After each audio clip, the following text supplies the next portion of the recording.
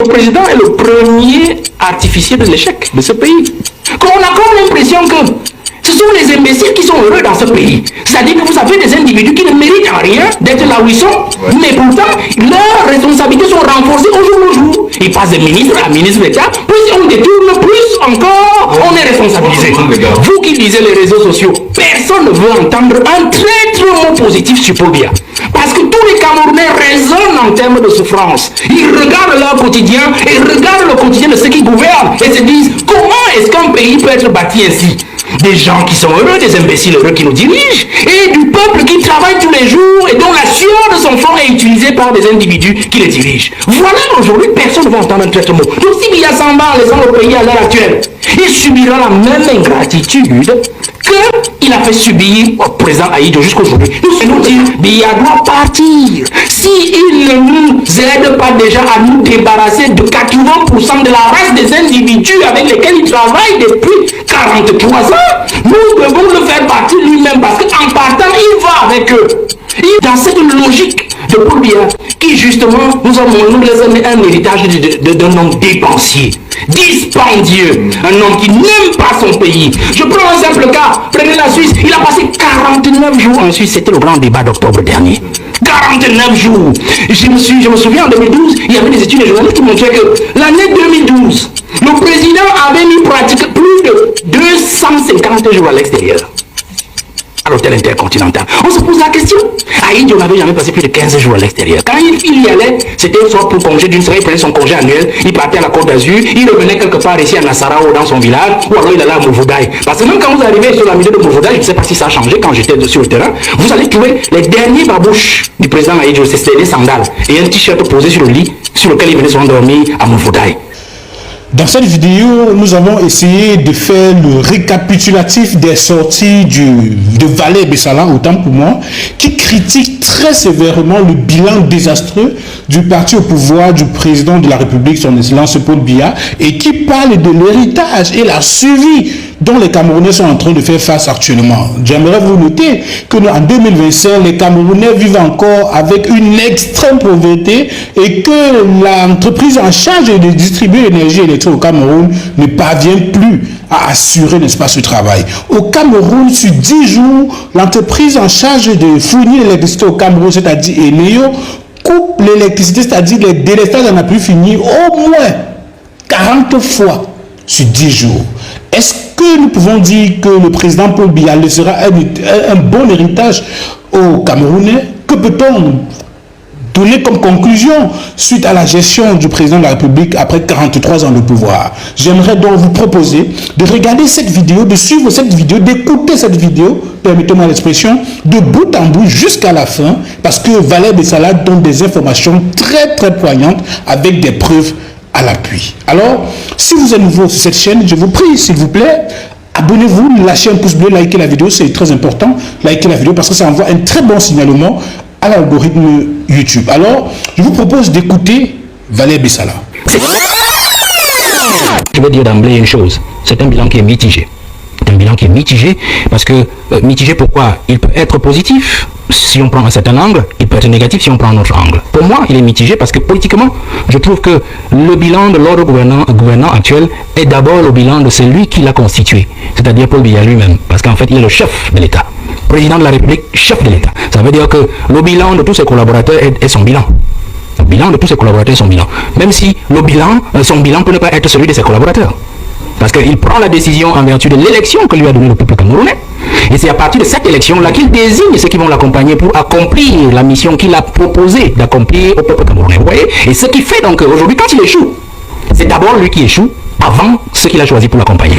Et donc, si nous partons donc là, sur le plan politique, je rentre rapidement dessus, on pourra peut-être y revenir, mais je fais un brossage, puisque d'autres vont intervenir. Sur le plan politique, il est en train de réussir, sur le plan politique, comme j'ai l'habitude de le dire. C'est-à-dire que c'est un monsieur qui a pris le pays en 1982 dans une logique de continuité du président Ahidjo. C'est-à-dire qu'avec tout ce que nous avons connu, les différents conflits avec la métropole française, c'est-à-dire la France, qui ne nous a pas peut-être colonisé sur le papier, mais qui a agi comme tel sur le terrain, et avec les histoires du maquis et tout, et qui avait toujours l'intention de garder une même mise sur le Cameroun. Ahidjo s'est défait tant qu'il a pu de cette même mise de la France, et d'ailleurs Paul Biya toujours été à ses côtés pour le faire. Donc il a été dans cette logique-là. On a vu comment il a dirigé ce pays avec les grandes logiques d'ouverture politique qui lui ont été imposées, par exemple, en 1990 avec la conférence de la Bonne à François Mitterrand. C'est-à-dire que multipartisme, liberté contre aide publique au développement. Il a dû céder comme les autres et on a vu les événements de 1991 et 1992. Et même en 1993 avec les conférences nationales avortées chez nous et tout ce qu'on a connu. Donc on a vu ces soubresauts-là. On a donc vu sur le plan politique quelqu'un qui, au départ, s'est dit meilleur élève de la France.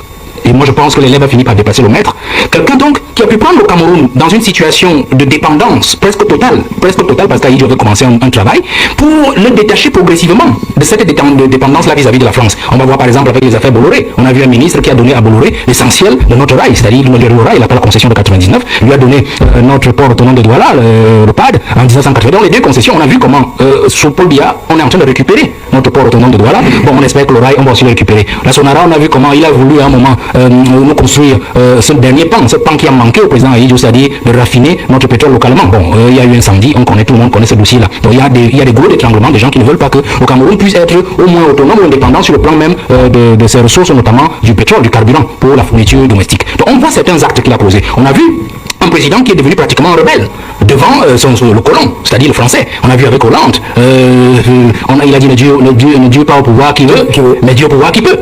Il faut quand même être quelqu'un pour dire cela à un président français qui est supposé représenter la métropole la plus en phase et surtout la plus brutale, impérialiste en Afrique noire subsaharienne francophone. On a vu ce qu'il a fait avec Macron le 26 juillet 2022 lors de la visite du président Macron au Cameroun avec cette affaire de je rentrerai au village et ainsi de suite. Donc nous voyons quelqu'un qui au fur et à mesure qu'il a pris de l'âge et de la hauteur a fini par se détacher politiquement de la métropole de la France à travers des actes que nous pouvons encore citer, il y en a nombreux.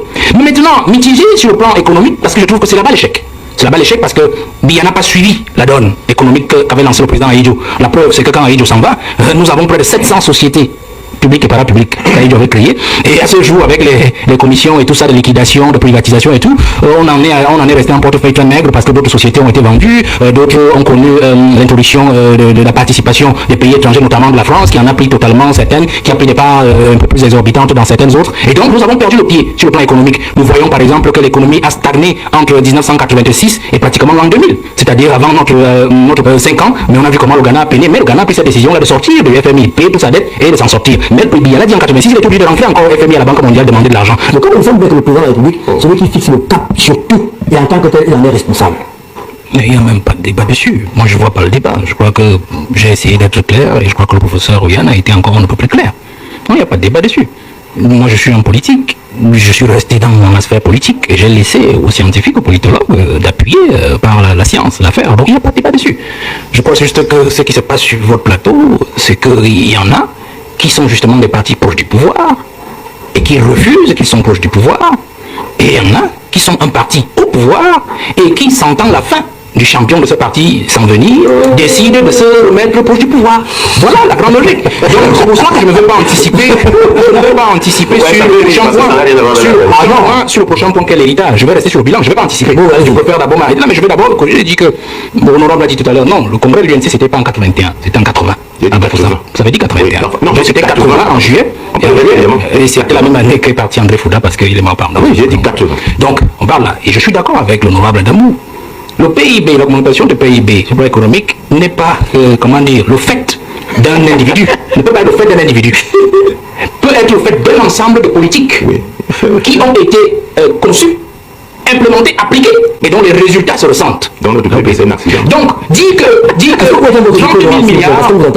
30 000 milliards de 82 à 2025 est un exploit. Je me pose des questions.